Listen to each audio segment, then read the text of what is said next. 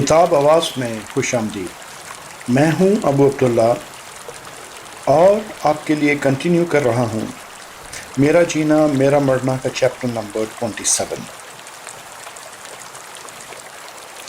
اللہ کے نافرمانوں کی موت۔ ارشاد باری تعالیٰ ہے، ترجمہ: لوگوں کے حساب کا وقت قریب آ گیا، پھر بھی وہ غفلت میں منہ پھیرے ہوئے ہیں۔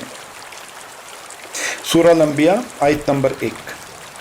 ایک اور جگہ فرمایا، اور بہت سی بستیاں ہم نے تباہ کر دیں جو ظالم تھیں، اور ان کے بعد ہم نے دوسری قوموں کو پیدا کر دیا۔ جب انہوں نے ہمارے عذاب کا احساس کر لیا تو لگے اس سے بھاگنے۔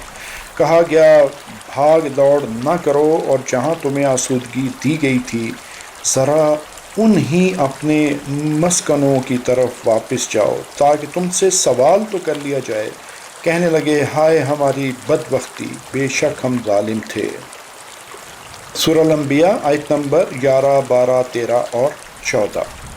ایک اور جگہ ارشاد باری تعالیٰ ہے، جو لوگ اپنی جانوں پر ظلم کرنے والے ہیں، جب فرشتے انہیں فوت کرتے ہیں تو پوچھتے ہیں تم کس حال میں تھے؟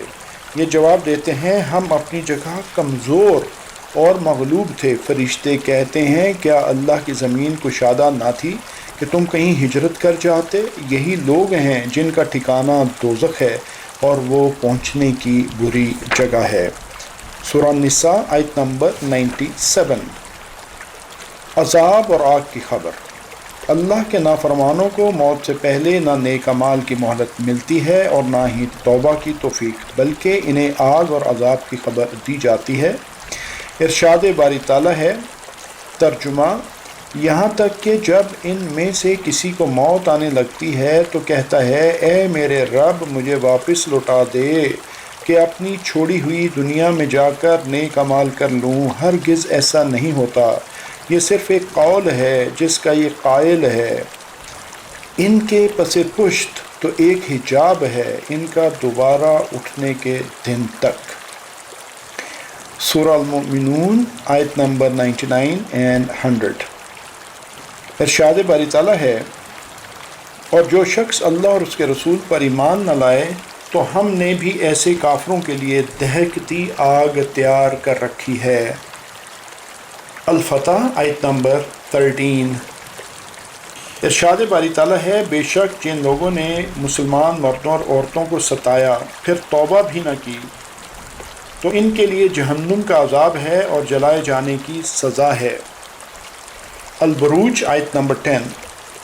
حدیث: عبادہ رضی اللہ تعالیٰ عنہ بن صامت سے روایت ہے کہ نبی کریم صلی اللہ علیہ وآلہ وسلم نے فرمایا، جب کافر کو موت آتی ہے تو اسے اللہ کے عذاب اور اس کی سزا کی خبر دی جاتی ہے، تب اسے آئندہ پیش آنے والے حالات سے زیادہ نفرت کسی چیز سے نہیں ہوتی، لہٰذا وہ اللہ تعالیٰ سے ملاقات کو ناپسند کرتا ہے اور اللہ تعالیٰ بھی اس سے ملنا پسند نہیں فرماتا۔ بخاری۔ اللہ کے نافرمانوں کی ذلت اور مار سے جان نکالنا۔ ارشاد باری تعالیٰ ہے، اور کاش تم موت کی سختیوں میں مبتلا ان ظالم لوگوں کو دیکھ سکتے کہ فرشتے اپنے ہاتھ بڑھا رہے ہیں کہ ہاں اپنی جانیں نکالو، آج تم کو ذلت کی سزا دی جائے گی۔ سورہ الانعام آیت نمبر 93۔ ارشاد باری تعالیٰ ہے، اور کاش تم اس وقت دیکھو جب فرشتے کافروں کی جان قبض کر رہے ہوتے ہیں، وہ ان کے چہروں اور پہلوؤں پر مارتے ہیں اور کہتے ہیں کہ اب عذاب آتش کا مزہ چکھو۔ یہ اس گناہ کی سزا ہے جسے تمہارے ہی ہاتھوں نے آگے بھیجا تھا، اور بے شک اللہ بندوں پر ظلم کرنے والا نہیں ہے۔ سورہ انفال آیت نمبر 50 and 51۔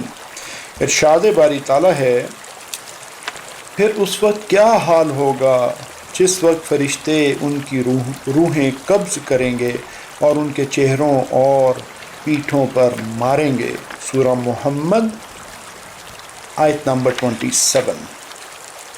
ارشاد باری تعالیٰ ہے، وہ جو اپنی جانوں پر ظلم کرتے ہیں، جب فرشتے ان کی جانیں قبض کرنے لگتے ہیں تو اس وقت وہ جھک جاتے ہیں کہ ہم برائی نہیں کرتے تھے۔ کیوں نہیں؟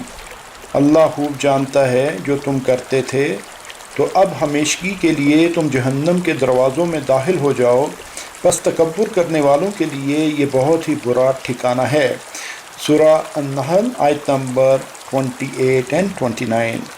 حدیث: مرنے والا اگر برا آدمی ہو تو روح قبض کرنے والے فرشتے اس سے یہ کہتے ہیں، اے خبیث روح نکل اس جسم سے، تو خبیث جسم میں تھی، نکل اس جسم سے ذلیل ہو کر، اور بشارت ہو تجھے کھولتے پانی کی، پیپ کی اور ایسے دوسرے عذابوں کی۔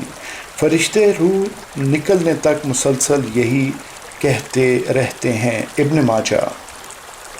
یہ چیپٹر یہیں تک، جلد ملاقات ہوگی اگلے چیپٹر میں۔ کتاب آواز سے ابو عبداللہ کو اجازت دیجیے، اپنا بہت خیال رکھیے گا، اللہ حافظ۔